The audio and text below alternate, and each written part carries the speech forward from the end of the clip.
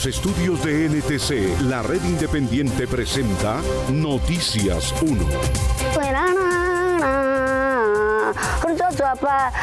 Aquí está, esta es la imagen del día, el azul de Jagua, que desde hace al menos un milenio utiliza los embera para pintar sus caras y cuerpos en rituales o para defenderse del sol. Tiene como propietaria a una empresa de Medellín que asegura haberlo desarrollado sin intervención de la sabiduría ancestral de los indígenas y que ahora tiene licencias del gobierno norteamericano y colombiano y certificados de Naciones Unidas para venderse en el mercado mundial de los pigmentos naturales, al que siempre le había faltado el azul. De esta historia hablaremos hoy. Esta noche en Noticias 1, las grabaciones a alias Papá Pitufo muestran que él incluso pagaba a policías adscritos a las unidades que trabajaban con la Embajada de Estados Unidos. Alias La Araña, el jefe de la banda Narcocomandos de la Frontera, fue capturado porque se sentó a hablar de paz sin suspender sus actividades criminales. La ejecución fiscal del gobierno en 2024 fue aún menor que la de 2023 por cuenta del mal cálculo de recaudo tributario. El grupo postguerrillero ELN entra en la era de la violación de derechos digitales, pretende quitarle el internet a un asentamiento de reinsertados. La Fiscalía de Camargo demostró que las cifras de Barbosa sobre la resolución de crímenes de defensores de derechos humanos estaban infladas. Por la prensa libre y el derecho que todos ustedes tienen a la verdad, yo soy la red independiente. Presenta Noticias 1 con María Fernanda Navia y Gerson Caucha. Buenas noches, bienvenidos. Las redes de corrupción del Papá Pitufo llegaron hasta las oficinas de la Embajada de Estados Unidos. Según el mismo Pitufo, policías al Servicio de Inmigración y Aduanas le pidieron dinero para borrar de sus expedientes una llamada que resultó no ser suya.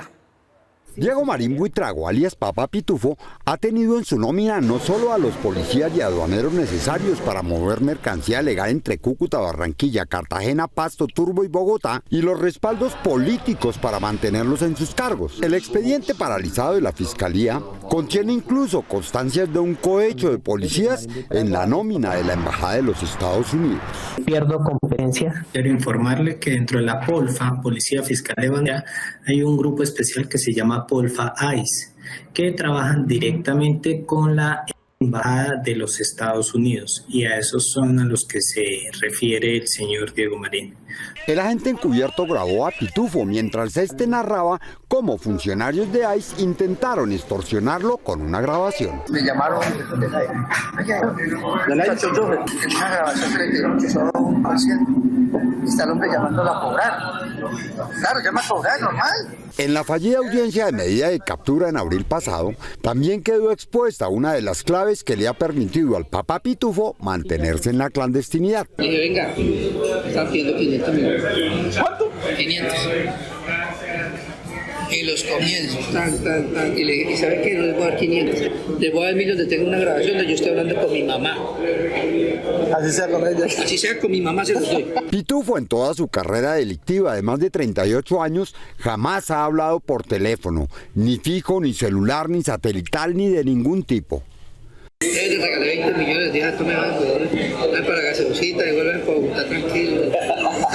Alias Papá Pitufo no solo pagaba sobornos, también pagaba extorsiones que le hacían policías de inteligencia para desaparecer información que lo involucraba en actividades criminales. La inminente extradición de alias La Araña no sería la primera que aplique para negociadores de la paz total. La Fiscalía aclaró que negociar con el gobierno no es una patente para delinquir y que en la medida en que entren a dialogar sin suspender su actividad criminal, será imperativo enviarlos a Estados Unidos. La captura de Giovanni Andrés Rojas, alias La Araña, cabecilla de los comandos de frontera y uno de los negociadores de paz de la Coordinadora Nacional Ejército Bolivariano, podría ser la primera de muchas más. Esta es una situación que se puede repetir, por supuesto. Si se comprueba que a pesar de estar en las mesas de conversaciones, siguen delinquiendo. La voluntad de paz que se espera es que las organizaciones criminales vayan superando las economías ilegales de las que viven para economías legales. Yo supondría que una muestra de paz es que no cometan delitos. Pero para los negociadores hay otros retos, y es que la suspensión de las órdenes de captura se aplica solo a nivel nacional y de acuerdo con la velocidad a la que avanzan los procesos de paz. El gobierno debe acreditar el estado de avance y la Fiscalía debe evaluar que ese estado de avance en verdad es una realidad, y en ese caso la misma ley de paz total permite que la suspensión de órdenes de captura se extienda aún a las órdenes de captura con fines de extradición. La fiscal fue clara en que si no avanza la paz total, ella seguirá cumpliendo sus deberes. Una solicitud de extradición no significa un avión parqueado en Catam esperando a llevarse a quien es objeto de la solicitud. Y finalmente, eso va a la Presidencia de la República, que soberanamente decide si concede o no concede la extradición. En cuanto a si la captura de la araña fue un entrampamiento, han sido entrampados. Camargo aseguró que esa declaración fue dada en caliente. Y no creemos en últimas que esto tenga los efectos que se han mencionado, que son un poco apocalípticos, que esto va a acabar con las negociaciones. En cuanto a Willington Henao, alias Mocho Olmedo, de la banda de alias Mordisco, cuyo grupo también está en diálogos de paz y quien también tiene una orden de captura con fines de extradición a Estados Unidos, estará privado de la libertad en Bogotá mientras avanza el análisis de su caso. Sin embargo, al igual que con la araña, si no se verifican avances de paz en sus zonas, no tendrían razones para permanecer en el país. Aunque la banda de alias La Araña intenta mostrar una marca política que le permita llamarse guerrillera, su líder es un narco puro al servicio del cartel de Sinaloa, que ya se había acogido al proceso de paz como paramilitar. Informes de agencias de seguridad mencionan la relación que tiene con el narcotráfico la organización criminal Comandos de la Frontera, cuyo máximo jefe es el negociador de las disidencias Giovanni Andrés Rojas, alias La Araña, detenido esta semana por el CTI como parte de una orden de extradición solicitada por la justicia de los Estados Unidos. Los archivos de los organismos de seguridad mencionan que contra alias La Araña figuran procesos abiertos por amenazas, concierto para delinquir agravado, desplazamiento forzado, tráfico y porte de armas de uso privativo de las Fuerzas Armadas, homicidio agravado en persona internacionalmente protegida y homicidio por fines terroristas. Los documentos también mencionan que la organización de La Araña, Comandos de la Frontera, que hace parte de la marquetaria de Iván Márquez, trabaja en conjunto con estructuras narcotraficantes de México y Ecuador. El pasado 29 de agosto, en una operación simultánea que realizó la policía ecuatoriana en Pichincha, Guayas, Sucumbíos, Orellana y Santo Domingo de los Sáchilas, incautaron 1 tonelada de cocaína y capturaron a 17 personas relacionadas con el narcotraficante ecuatoriano Juan Carlos Chulca alias El Chavalo, quien según investigadores fue el nexo en Ecuador de los Comandos de la Frontera que dirigía La Araña. Chavalo fue capturado en Manta, Ecuador en julio del año pasado. Capacidad del gobierno. Aparecen además procesos de extinción de dominio a subalternos de La Araña en la organización Comandos de la Frontera, que los investigadores identifican también como la banda Sinaloa por sus presuntos nexos con narcotraficantes mexicanos. La Comisión de Actividades Ilícitas relacionadas con el narcotráfico por parte de la organización Mafia de Sinaloa o Comandos Bolivarianos de Fronteras. Según los informes de los organismos de seguridad, alias La Araña entró a las FARC en el año 2000. 20 años más tarde, asumió el mando del Frente 48 y concentró sus negocios en Putumayo y en poblaciones de Ecuador. Esta banda, que adquirió el nombre político de Ejército Bolivariano para iniciar el diálogo de paz, dice que no continuará en la mesa mientras no recupere la libertad el jefe narcotraficante que la lideraba. Aunque la banda Comandos de la Frontera, que negocia la paz con el nombre de Ejército Bolivariano, ratificó su voluntad de avanzar en el proceso, advirtió que lo harán siempre y cuando se resuelva la situación jurídica y la consecuente libertad de su líder vocero, Giovanni Andrés Rojas. Genera expectativa el futuro de esta tras la captura el pasado miércoles de alias La Araña, uno de sus negociadores. El jefe de la delegación del gobierno, Armando Noboa, dijo que hay que interpretarlo como un sí a continuar dialogando. Solicitan que se adopten los trámites necesarios para que él pueda recuperar su libertad. Creo que incluso exageraría si se interpreta que condicionan la continuidad de la mesa de diálogos a lograr esa liberación. Noboa manifestó que respeta las decisiones de la Fiscalía, pero dijo que debe haber garantías básicas para avanzar en los acuerdos. Nosotros entendemos claramente que hay unos compromisos internacionales que deben ser cumplidos por el Estado colombiano.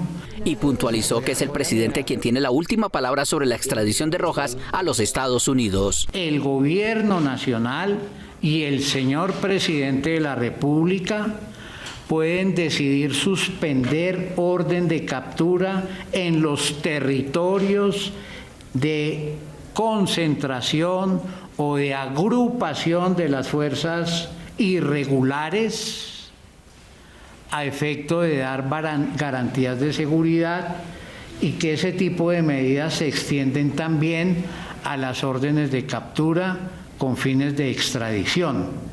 Mientras se soluciona esta crisis, la delegación del Grupo Armado Ilegal retornó a Putumayo y Nariño a la espera de la suerte de su negociador. La ejecución fiscal del gobierno el año pasado fue aún más baja que en los años anteriores, sostiene el Observatorio Fiscal de la Universidad Javeriana, que le atribuye el problema a la caída del recaudo y al optimismo del gobierno para calcularlo. Marta Olaya. María Fernanda, no obstante, el Observatorio Fiscal dice que el país debería acoger los impuestos contemplados en la nueva reforma tributaria que fija tasas para los juegos de azar y el recaudo de las iglesias. Los cálculos erróneos del gobierno para fijar el presupuesto de 2024, sumado a la caída del recaudo tributario, influyeron en la baja ejecución presupuestal del último año. Según este informe realizado por el Observatorio Fiscal de la Universidad Javeriana, solo se ejecutaron 394,7 billones de los 502,6 billones de pesos, la cifra más baja en 25 años. Justamente la caída del recaudo tributario es una de las variables fundamentales que impactó absolutamente todo el tema del funcionamiento del plan de caja del gobierno, y por ende eso terminó afectando la ejecución. Según el análisis, el desempeño más bajo se dio en la inversión, donde la ejecución alcanzó solo el 57%, siendo el resultado más bajo desde 2002, mientras que las pérdidas por apropiación alcanzaron los 45 billones de pesos. Que el gobierno, digamos, no cumplió sus promesas programáticas en el plan de desarrollo, que le faltó ejecución para poder cumplir a los ciudadanos en las diferentes agencias, pone un poco en tela de juicio cómo el manejo está presupuestando el gasto. De no pasar la reforma tributaria que busca recaudar más de 12 billones de pesos, este año se tendrían que hacer más recortes al presupuesto, poniendo en riesgo su ejecución. El problema de este año también va a ser conseguir recursos para cumplir con el presupuesto. Si no se consiguen, tal cual como nos pasó ya este año con un recorte de 12 billones, pues hay que recortar en diferentes programas. La propuesta que llevará el gobierno de un IVA permanente para las plataformas de juegos de suerte y azar y que las iglesias paguen impuestos mejoraría el recaudo, no solo para este año, sino hacia adelante, según el Observatorio Fiscal. Esa es una medida que puede mejorar sustancialmente las finanzas públicas, y por términos de equidad, ojalá los colombianos apoyemos medidas de ese estilo. Pero desde un punto de vista jurídico, sí tiene sentido pensar que las iglesias tengan que pagar impuestos. Por ahora el gobierno no tiene contemplado recortes para el presupuesto de este año, aunque todo dependerá del comportamiento del recaudo.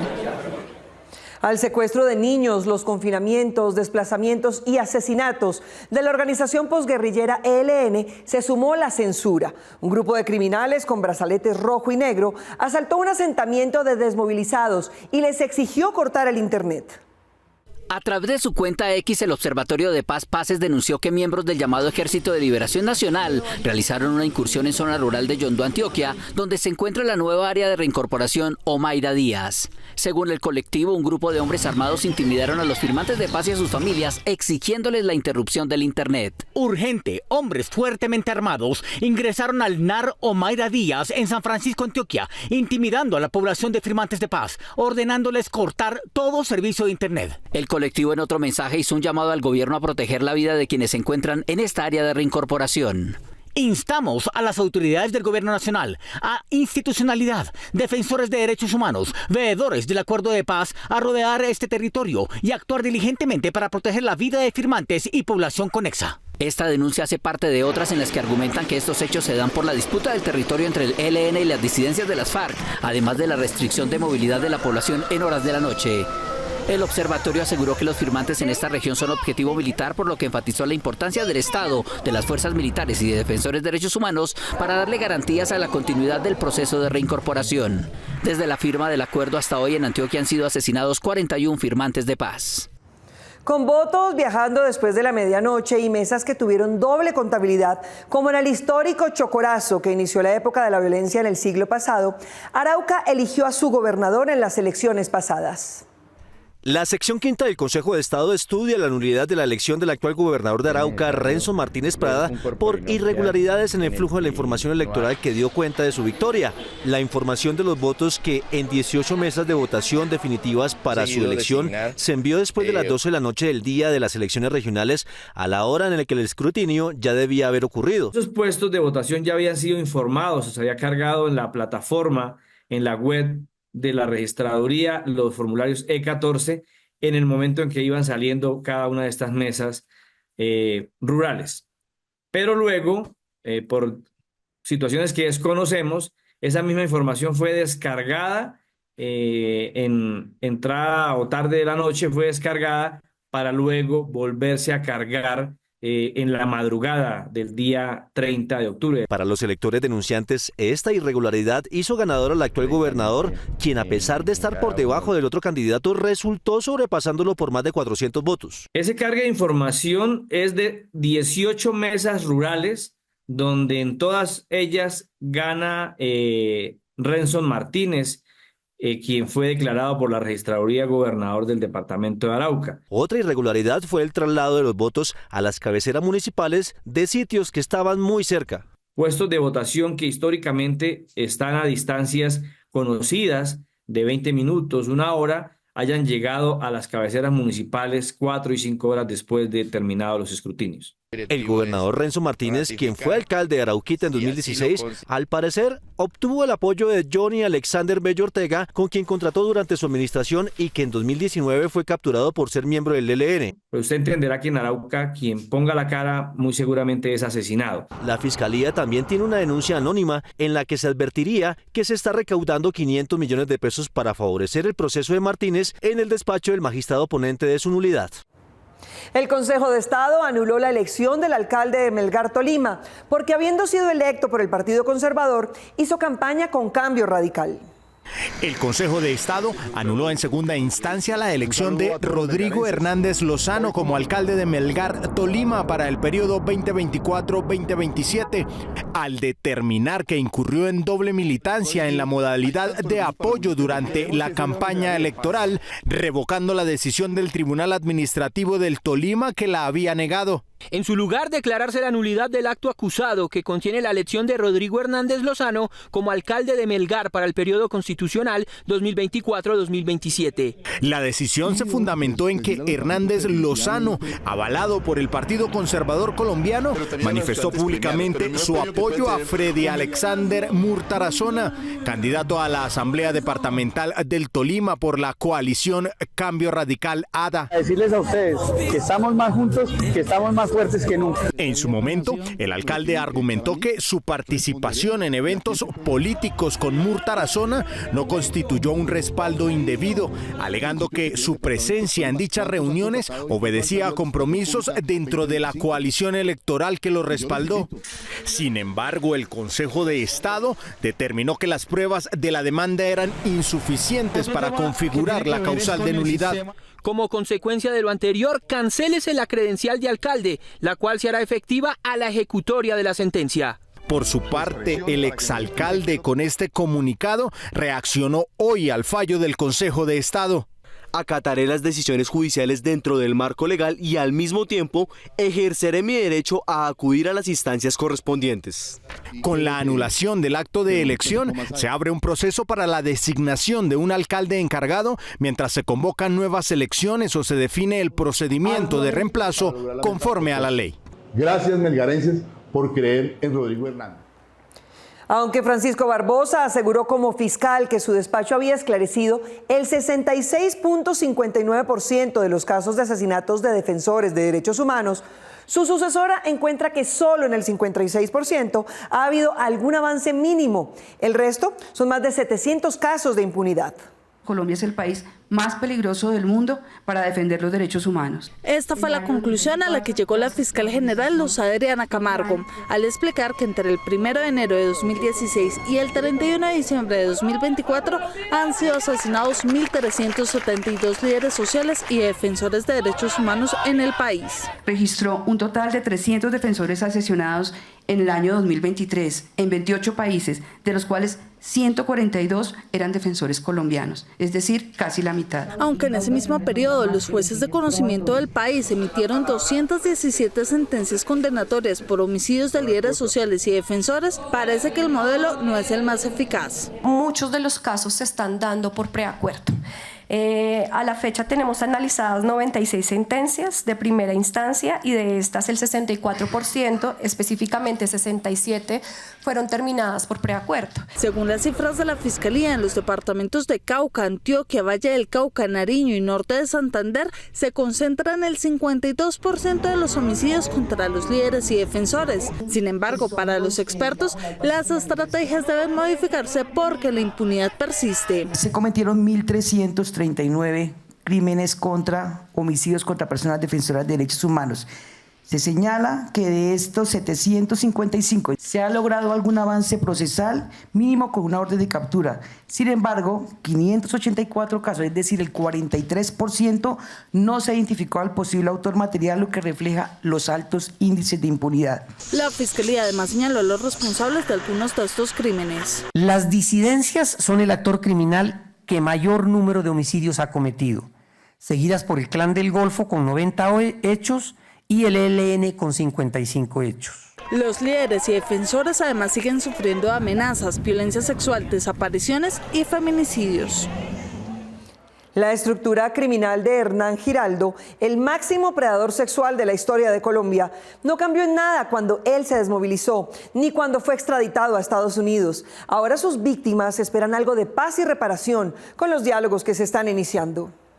Más de 50 organizaciones sociales se reunieron en Santa Marta con el fin de consolidar la reanudación del diálogo sociojurídico entre el gobierno y la organización criminal de Hernán Giraldo, que negocia la paz con el gobierno bajo la denominación de Autodefensas Conquistadoras de la Sierra Nevada. Para garantizar que mientras se negocia el cese al fuego se respete, para garantizar que disminuyan los reclutamientos forzados, los crímenes selectivos. Este grupo criminal, también conocido como los Pachencas, son el remanente de los paramilitares del predador sexual Hernán Giraldo, abusador de más de 200 niñas y mujeres en la Sierra Nevada. En agosto de 2024 el gobierno abrió las puertas para la instalación de una mesa de diálogo, pero esta nunca se consolidó. Lo que hemos venido buscando, el sueño que de ante muchos años tenemos por lograr esta paz, por correr libremente en nuestros territorios, por tener autonomía propia. Según las autoridades, el grupo de Giraldo aún controla los corredores del narcotráfico y amplias redes de extorsión. Es muy complejo empezar a hablar de paz o de construcción de paz o de pacificación en los territorios cuando al mismo tiempo se está extorsionando, se está matando, se está desplazando a personas. Algunos voceros de las plataformas de derechos humanos de la región sugieren que el grupo armado tiene que respetar el derecho internacional humanitario. Además, solicitaron presencia del Estado y su participación en la mesa. Hay que hacer pedagogía y hay que hacer claridades respecto a qué significa realmente esos espacios y cuáles son sus alcances. Más presencia estatal dentro de los territorios, más seguridad jurídica y política y territorial en el caso de las comunidades indígenas. Que hay una participación amplia de todos los sectores sociales que habitamos en la sierra, ¿verdad?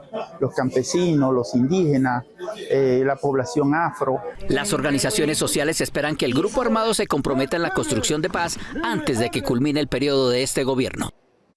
Colombia avanzó en metas climáticas con la COP de Cali, lo que indican los indicadores. En la más reciente evaluación del cumplimiento de los compromisos COP, Colombia subió 4 lugares en el índice de desempeño climático hasta el puesto 27. Según la evaluación, el país está lejos de su pico de emisiones. Tiene bajo desempeño en la búsqueda de energías renovables, un alto consumo de energía y un desempeño medio en políticas de cambio climático. Esto indica que lo que pudimos haber ganado en la COP de Cali, lo podríamos estar perdiendo en la próxima COP de Trump. Esto es lo que indican los indicadores. La inteligencia artificial podría ser más eficaz que el oftalmólogo para detectar los síntomas de una catarata y los problemas circulatorios de sus pacientes. Por medio de la conectividad 5G y la inteligencia artificial, Telefónica desarrolló 2 sistemas de soluciones médicas, el primero de ellos el sistema Cat-Eye, un modelo que le permite al paciente determinar el estado de sus cataratas, determinando si es necesaria la intervención quirúrgica. Este dispositivo, desarrollado por Telefónica en conjunto con Edgendria Innovation, usa los servomotores, los cuales se encargan de monitorear el control de los movimientos para que una cámara realice la fotografía de ambos ojos, los cuales con la IA se determina el estado y la afectación del paciente. Adicionalmente, junto a este proyecto se está desarrollando el Point Check, un dispositivo que captura por medio de un video la circulación de la sangre en los capilares del dedo anular, que a través de un algoritmo se puede detectar si el paciente tiene un número bajo de neutrófilos, un tipo de glóbulos blancos que pueden poner en riesgo al paciente. San Valentín ya es una fiesta nacional. Fenalco calculó en 60.000 pesos el promedio que los colombianos invierten en comprar un regalo para el ser amado. Aunque San Valentín es una celebración norteamericana, en los últimos años ha tomado fuerza en Colombia. Según los comerciantes, cerca del 25% de las personas celebran esta fecha. Fenalco señala que el promedio de la inversión es de 60.000 pesos por persona y si bien esta fecha mueve el comercio, tenga en cuenta estas recomendaciones que le permitirán celebrar sin preocupaciones. Planee sus regalos y sorpresas con anticipación para no gastar de más. Asigne un presupuesto que se acomode a sus ingresos y no tome decisiones apresuradas que terminen afectando su bolsillo. No se endeude, mejor opte por alternativas económicas pero significativas, como regalos hechos a mano, planes en casa, incluso contemple la posibilidad de detalles digitales como videos o ilustraciones. Si usted planea celebrar esta fecha, primero verifique sus finanzas para evitar dolores de cabeza. El vicepresidente de Estados Unidos, James David Vance, fue a la conferencia de seguridad de Múnich para darle lecciones de democracia a los europeos y anunciar la conversación en la que Trump y Putin pactaron la paz en Ucrania sin Ucrania. More dangerous if first meeting will be with Putin and then with Ukraine. And there are things I shared with the President Trump. El presidente de Finlandia y temporal de la Unión Europea, Alexander Stubb, respondió que la paz se debería negociar con ellos y Estados Unidos en la mesa, pero el enviado especial de la Casa Blanca, Kate Kellogg, respondió que Europa no estaba invitada a la negociación. El francés Emmanuel Macron declaró emergencia luego del anuncio de Donald Trump y llamó a la unidad europea para defender un acuerdo de paz en el que Ucrania pueda conservar el máximo posible de su territorio y su independencia para decidir a qué alianzas políticas o militares se suma. Este es Noticias 1, la red independiente. Gracias por continuar con nosotros. Un grupo de activistas y derecha, pensionados de las fuerzas militares, ocupó de hecho una zona pública aledaña al complejo militar de Usaquén para presionar un juicio político a Gustavo Petro por la violación de topes de recaudo en su campaña que dicen haber probado. Con una Eucaristía dentro de una tienda de campaña, se instaló hace 3 días un plantón en la intersección de la carrera séptima con calle 100 en el norte de Bogotá, que, según sus organizadores, permanecerá hasta que inicie un juicio político en contra del presidente Gustavo Petro. Llevamos 1 año y medio esperando la decisión de la Comisión de Acusaciones para arrancar con el juicio político contra Gustavo Petro. Ya no aguantamos más, el país no aguanta más y nos declaramos en asamblea permanente. Este campamento ha reunido en su mayoría a miembros de la Reserva Militar y sectores de la derecha que cuestionan la legitimidad del mandato presidencial. Nos vamos a quedar a pernoctar en este punto y esperamos que durante varios días podamos organizar la agenda de trabajo, presentar solicitudes masivas, tutelas, recursos, lo que sea necesario en el marco de la Constitución y la ley para que se inicie el juicio político. El abogado José Manuel Abuchaibe, que hace años demandó la curul del senador Antanas Mocus, es autor de la acción que los partícipes del plantón pretenden impulsar con su acción. Que la oposición se ha dedicado a insultar y eso no es así. Yo lo que estoy queriendo aplicar una norma, violó los topes, está aprobado y listo, yo no voy a más nada. Él busca que, con o sin plantón, su denuncia sea estudiada. Lo que me prometieron esto por escrito es que en este semestre se define todo. Y es que la Cámara acusa y el Senado puede votar la pérdida del cargo. Esto es lo que es una situación rápida. Los organizadores de este evento, además de pedir ayudas económicas y materiales para continuar en este campamento, aseguraron que si en algún momento tienen que evacuar el espacio público, se irán hacia el centro de la ciudad, en donde se encuentran ubicadas las altas cortes y el Congreso de la República. La pasión que lleva a la gente a casarse dura meses, pero la pareja hacia el futuro no se construye solo con eso. Para que dure, es necesario que tengan proyectos en conjunto. Las parejas que se proponen metas en conjunto son más duraderas. Así lo demuestra este estudio de la Asociación Estadounidense de Psicología, en el que se evidencia que las parejas sin objetivos compartidos son más propensas a terminar la relación. Las metas en común nos ayudan a fortalecer el vínculo de la relación de pareja, nos ayuda a obtener objetivos comunes, nos ayuda en la necesidad de enfrentar los desafíos, a establecer necesidades de cada uno y también nos ayuda a promover una comunicación asertiva y una escucha activa. Se aconseja que los propósitos en pareja sean realistas y específicos, como comprar vivienda o ahorrar para invertir en la educación de ambos. También se puede empezar un fondo conjunto e implementar el método de ahorro 80-20. Lo básico es que se gaste menos de lo que se gana. El 80-20, ¿qué es el 80-20? 20% para ahorrar, invertir y los gastos imprevistos y el 80% para los gastos en pareja. El estudio de la Asociación Estadounidense de Psicología concluyó que el 92% de las parejas que se propuso un objetivo al iniciar la relación seguía unida después de 6 meses. La inversión inmobiliaria es una de las más firmes en Colombia y hacerla con seguridad depende de varias verificaciones sencillas. Invertir en finca raíz no solo brinda estabilidad, sino que también puede generar valorización a largo plazo, sobre todo si los bienes que se adquieren cuentan con una buena ubicación. Utilizar las cesantías para compra de vivienda es una manera de blindar el patrimonio ante la volatilidad financiera. Si usted planea tener su techo propio, tenga en cuenta la valorización a futuro. Invierta en zonas con potencial crecimiento y alta demanda. Si el proyecto es nuevo, verifique que la constructora tenga una trayectoria comprobada para evitar sorpresas como demoras en la entrega o inmuebles en malas condiciones. Para utilizar sus cesantías en la compra de una vivienda, debe presentar a su empresa la documentación que certifique la inversión, incluyendo la promesa de compraventa y el certificado de tradición del inmueble. Es recomendable anticiparse y conocer los requisitos específicos de su fondo de cesantías para evitar contratiempos. El discurso fundamental de Colombia en la cumbre ambiental COP de Cali fue el reconocimiento al conocimiento ancestral. Pero antes de iniciar la cumbre, el INVIMA le había otorgado el registro del color azul de jagua que los Embera han usado por un milenio para pintarse la cara a una empresa privada. Y el Ministerio de Interior ha aprobado la consulta que pasó por encima del conocimiento ancestral. ¿Qué tal esto?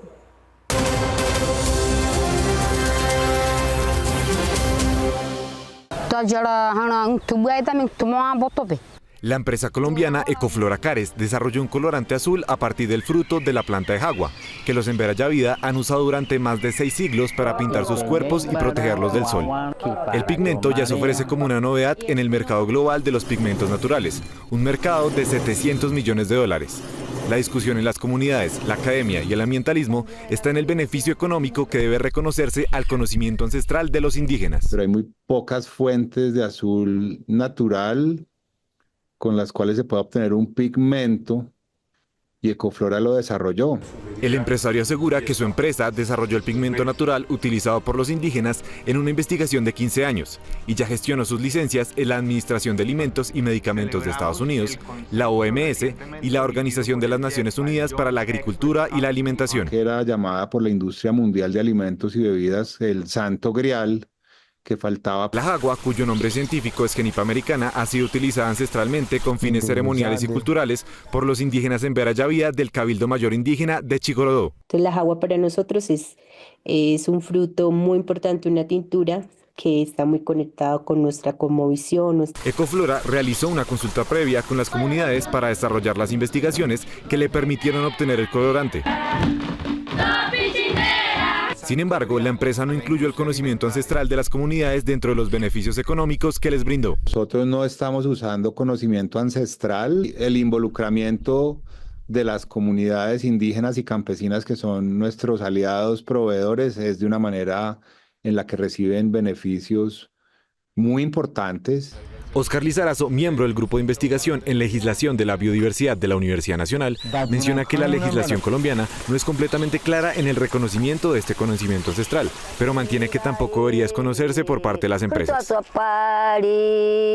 Que haya un conocimiento científico o un conocimiento empresarial no implica automáticamente que no haya un conocimiento tradicional. En algunos casos se pueden reconocer ambos. Gloria Arazo, consultora de biodiversidad que ha trabajado con la NIC, trae a colación que internacionalmente existe el protocolo de Nagoya, en el que se reconoce el conocimiento ancestral en los beneficios económicos. Pese a que la entonces ministra de Ambiente, Susana Mohammad, se comprometió a ratificar este protocolo en la COP15 en 2022, a la fecha Colombia no ha suscrito el convenio. Específicamente se hizo para desarrollar el régimen de distribución justa y equitativa de beneficios, de el uso y explotación de la diversidad biológica, en este caso a los conocimientos de los pueblos indígenas. Nicolás Koch, presidente ejecutivo de Ecoflora, asegura que la consulta previa siguió los fundamentos del protocolo de Nagoya, pero se mantiene en que el desarrollo científico de su empresa es diferente del conocimiento ancestral de los Embera.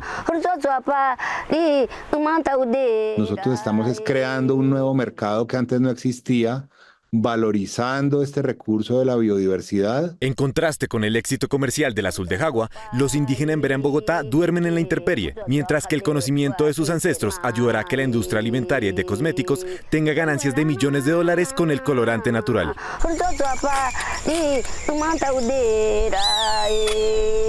Nos vemos en las redes sociales y mañana domingo aquí en Noticias 1 a las 8 en punto, con las mejores noticias del fin de semana. A ustedes, gracias por elegir la independencia.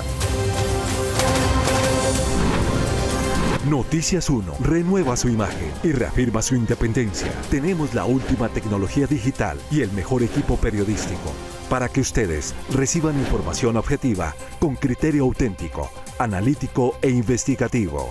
Este es Noticias 1, la red independiente.